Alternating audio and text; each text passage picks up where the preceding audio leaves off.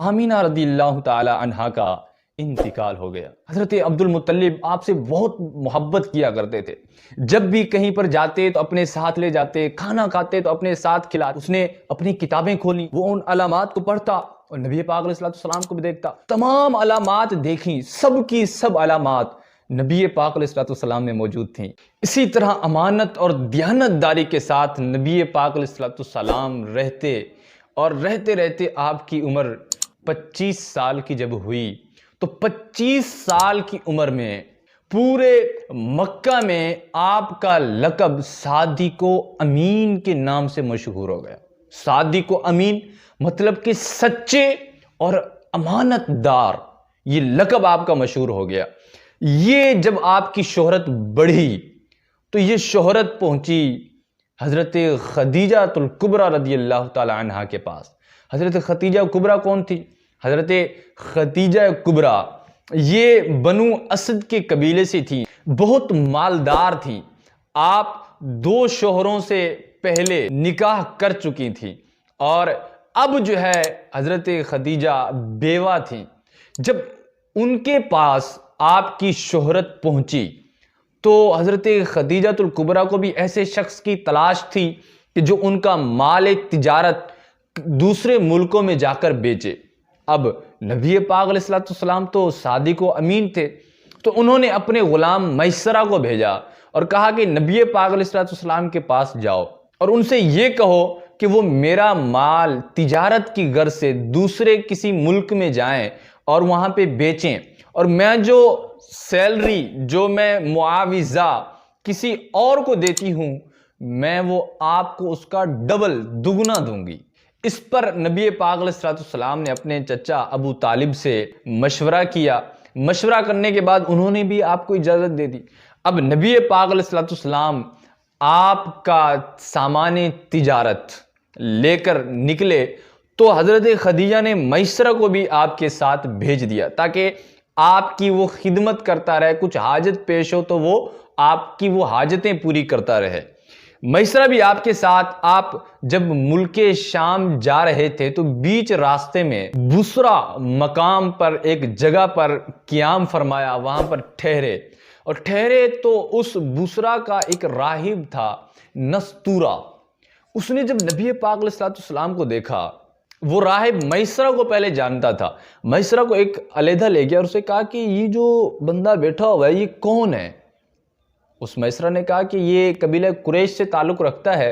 اور بنو ہاشم سے ہے، عبد المطلب کے بیٹے عبداللہ کا بیٹا ہے اور ان کا نام ہے محمد۔ تو اس نستورہ راہب نے کہا کہ یہ جس درخت کے نیچے بیٹھا ہوا ہے نا،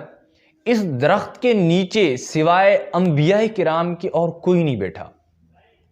اس راہب نے کہا کہ کیا ان کی آنکھوں میں سرخی رہتی ہے؟ میسرہ نے کہا ہاں سرخی تو رہتی ہے۔ اس پر وہ راہب کہنے لگا کہ یقیناً یہ جو ہیں وہ اللہ کے آخری نبی ہیں، اللہ کے آخری نبی کی تمام علامات اس کے اندر پائی جا رہی ہیں۔ اور نستورہ نے یہ کہا کہ کاش میں اس دن زندہ ہوں کہ جس دن یہ اپنی نبوت کا اعلان فرمائیں گے۔ اس پر میسرہ بھی حیران ہوا، ملک شام پہ تجارت کی واپس آ رہے تھے، جیسے ہی واپس آ رہے تھے نفع بھی زیادہ ہوا، اور جب مکہ کے اندر پہنچے تو حضرت خدیجہ اپنے مکان کی چھت پہ کھڑی ہوئی تھی اور دیکھ رہی تھیں کہ وہ قافلہ آ رہا ہے، اور دیکھا کہ نبی پاک علیہ السلام جب آ رہے ہیں تو آپ کے سر پر 2 فرشتے اوپر سے سایہ کیے ہوئے ہیں اور آپ کو دھوپ نہیں لگنے دے رہے۔ اس پر حضرت خدیجہ کا جو دل ہے اس پر گہرا اثر ہوا، نبی پاک علیہ السلام کی اہمیت بڑھی۔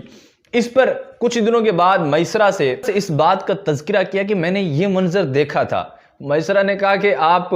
اب دیکھ رہی ہیں، میں نے تو اس طرح کے کئی واقعات ملک شام کے اس سفر میں نے دیکھے ہیں۔ اور میسرہ نے وہ راہب نستورہ کا بھی پورا واقعہ بتایا اور یہ بھی بتایا کہ وہ نستورہ کیا کہہ رہا تھا کہ یہ آئندہ جا کے اعلان نبوت کریں گے، اللہ کے نبی ہیں۔ جب یہ باتیں کی تو حضرت ختیجہ کے دل میں آپ کی محبت اور آپ کی اہمیت بیٹھ گئی۔ جب حضرت خدیجہ الکبریٰ کے دل میں یہ نبی پاک علیہ السلام کی اہمیت بڑھی، جبکہ حضرت خدیجہ الکبریٰ کے پہلے 2 شوہر انتقال کر چکے تھے، اب ان کی عمر 40 سال کی تھی، اب انہوں نے ارادہ کر لیا تھا کہ اب میں کوئی نکاح نہیں کروں گی۔ بڑے بڑے امیر لوگوں نے بھی آپ کو نکاح کا پیغام بھیجا تھا، لیکن حضرت خدیجہ الکبریٰ نے منع کر دیا کہ میں اب کسی سے نکاح نہیں کروں گی۔ لیکن جب نبی پاک علیہ السلام کے اوصاف دیکھے تو آپ کے دل میں نبی پاک علیہ السلام کی محبت بیٹھی اور آپ کے ساتھ نکاح کرنے کا دل مائل ہوا۔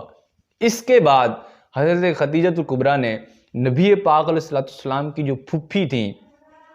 حضرت صفیہ، اور وہ پھوپھی حضرت خدیجہ کی بھابھی بھی تھیں، کس طرح کہ حضرت خدیجہ کے بھائی کی بیوی تھیں اور نبی پاک علیہ السلام کی پھوپھی تھیں، ان کو بلایا اور بلانے کے بعد ان سے نبی پاک علیہ السلام کے ایک ذاتی معاملات کے بارے میں پوچھا، ان کے اخلاق و کردار اور زیادہ حضرت صفیہ نے بتایا۔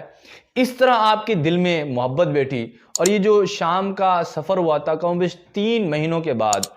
آپ نے نبی پاک علیہ السلام کے بارگاہ میں نکاح کا پیغام دیا۔ اب نبی پاک علیہ السلام نے یہ پیغام اپنے قریش کے بڑوں کے پاس، ابو طالب کے پاس رکھا، اس پیغام نکاح کو قبول کیا، اور نبی پاک علیہ السلام کا حضرت